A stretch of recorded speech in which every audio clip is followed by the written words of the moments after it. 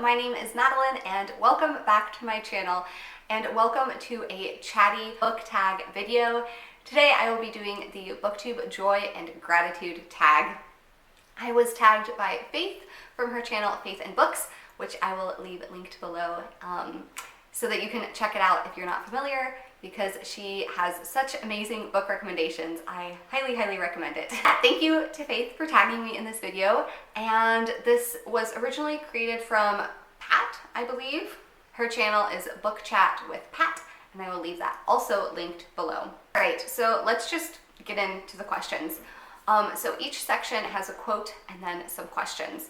So the first section is joy, and the quote is, "Let's be grateful to the people who make us happy. They are the charming gardeners who make our souls blossom," by Marcel Proust. So the first question is, name an author whose books bring you joy, or discuss a specific book that made you feel joyful. I'm going to kind of answer this as a two-part question. So some authors that that bring me joy. Obviously, Montgomery. Her books are so joyful. The entire Anne series is so lovely, and I haven't read some of her other books, so I really want to. But she is definitely an author that brings me a lot of joy. So obviously, Jane Austen. Yeah, her books I read with a smile on my face, literally. I just cannot stop smiling. I feel so giddy when I read these books, and they just fill me with so much hope and happiness, joy. I love Jane Austen. And the third author that I want to include, I could include so many, but I'll try to keep this kind of brief, and that is Elizabeth Cadell. This is one of her children's books, The Little White Horse, and I reread this year and enjoyed it so much. Again, she's an author who, her books are just so beautiful and capture the beauty of life, I think, so well. And she's an author that, again, I haven't read everything by her, but I really want to, because I've just enjoyed so much what I have read. Okay, and then a book that brought you joy. So this is one that I read last month or the month before, I can't remember now. So it's kind of a recent read. And that is The Year of Miss Agnes by Kirkpatrick Hill. I adored this book. My mom recently read it and we talked about it, and she loved it also. There's just so much joy and happiness in this book. We follow this 10-year-old girl who lives in this remote part of Alaska, and every year they've had a different school teacher because no one can stick it out and, you know, brave staying in Alaska and teaching these sweet children. But then Miss Agnes comes and things change, and she's filled with hope, and Miss Agnes just has such a way of connecting with the kids, but also the adults in the community, and just kind of being a bridge between the children and the adults in such an amazing way. And yeah, this is just a lovely, such a short, but such a sweet, happy, joy-filled book. All right, the second part is friendship, and our quote is from Montgomery. "Kindred spirits are not so scarce as I used to think. It's splendid to find out there are so many of them in the world." Montgomery, and this was from Anne of Green Gables. Discuss a book that focuses primarily on friendship. This one was kind of hard. I feel like there's a lot of middle grade books that talk about friendship, but there's less in adult literature that focuses so much on friendship, which is kind of unfortunate. But I came up with The Secrets of Ormdale series by Christina Bear. This is another one that I've been reading recently, so it just kind of springs to mind. But while there is a romance storyline going on, there's also this beautiful friendship that forms between our main character Edith and her cousin. They start off very much opposed to each other, and over time we see this beautiful friendship and how they sacrifice to support each other. Edith really sacrifices to support her cousin so that she can follow her dreams and get a chance in life that she wouldn't have otherwise gotten. And it's just so beautiful. It's such a nice portrayal, I think, of friendship and what it means to be a good friend.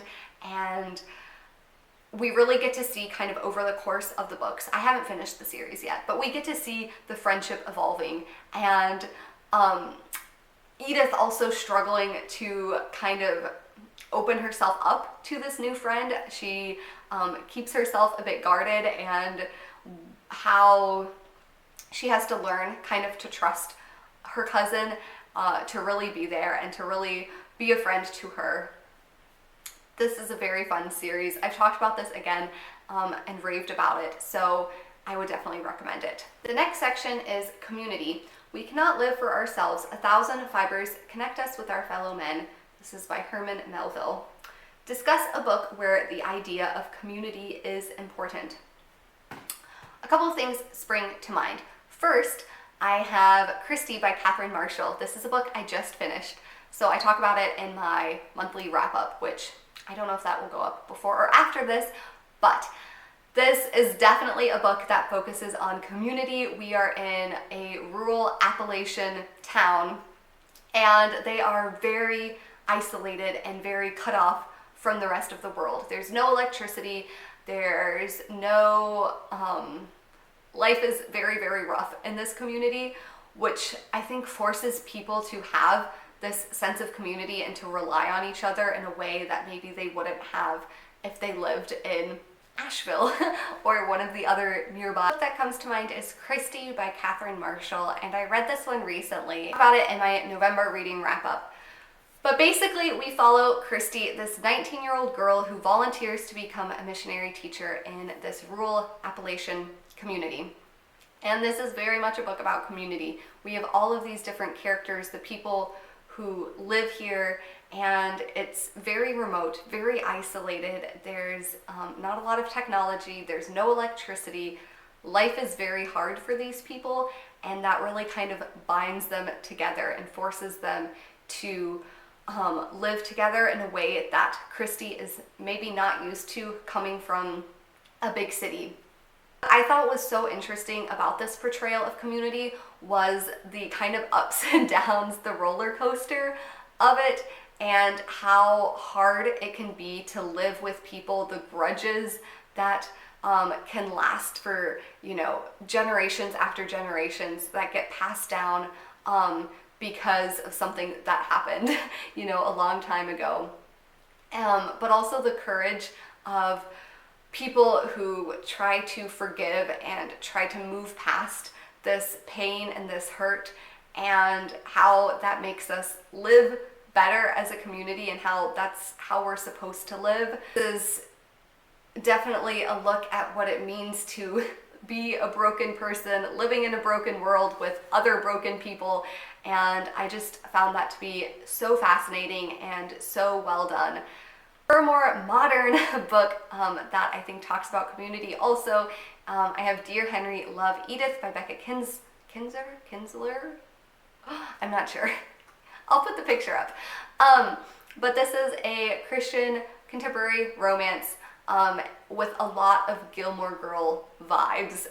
This is definitely kind of a humorous look. Christie is much more serious and thought-provoking. This is just like a funny community that is just, you know, always kind of up to something silly. And you have all of the townspeople, kind of the busybodies who are interested in everyone's business. This is just kind of a lighthearted, fun book. All right, the next question is discuss a communal reading experience that you have had. So the first thing that comes to mind, earlier this year, I was part of Emma from A Bookish Princess's book club. And this was a lot of fun. I went to the first couple of meetings, I think, and I loved having the chance to hear what other people thought about a book, reading a book together, and then all of the different ideas and opinions that came up and different things that stood out to people. That was really interesting and fun. But unfortunately, I haven't been able to attend the meetings because they have been in the middle of the night. For me, being in Europe, the time change made it too much of a challenge. But I am hopeful that 2025, maybe I can do some more buddy reads and things like that to kind of get that communal reading experience that I definitely crave. Things that come to mind though, a number of years ago, my mom and I on vacation read the same book and we're talking about it. And so that was a lot of fun to kind of be in real time, like with someone reading the same book in the same, you know, house and being able to talk about it. That was a lot of fun. And also Victober this year, participating for the first time on Booktube was so much fun. Even though like you're not necessarily talking with people in real time about what you're reading, just kind of knowing that there are people all over who are reading Victorian literature, who are talking about it and excited about it, was so much fun. And I loved getting to watch everyone's videos and just kind of see what people were reading and what they were thinking about it. Gratitude. I can no other answer make but thanks and thanks. William Shakespeare, Twelfth Night. Name a book in which a character demonstrates a real gratitude, or name a book that left you feeling a sense of gratitude. Okay, so for this one I have a middle grade. Family Sabbatical by Carol Ryrie Brink.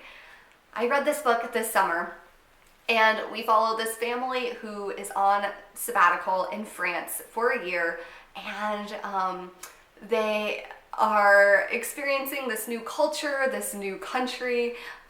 So much is different, but they are just such a tight-knit, lovely family to read about. There are 3 siblings and the parents, and just the relationships they have with each other, the interactions they have with each other are so charming and so wholesome. There are so many scenes in this book that make me think of gratitude and characters who really feel grateful for what they have, because they're living in this different country. There's definitely ups and downs, and things are not always easy. Things do not always work out maybe the way they could hope or expect. Sometimes their living situations are a little bit less than ideal. Sometimes they're unable to celebrate holidays the way they want to. They are able to keep their perspective on what really matters, that they have each other, that they're all together. It's just so beautiful and so heartwarming.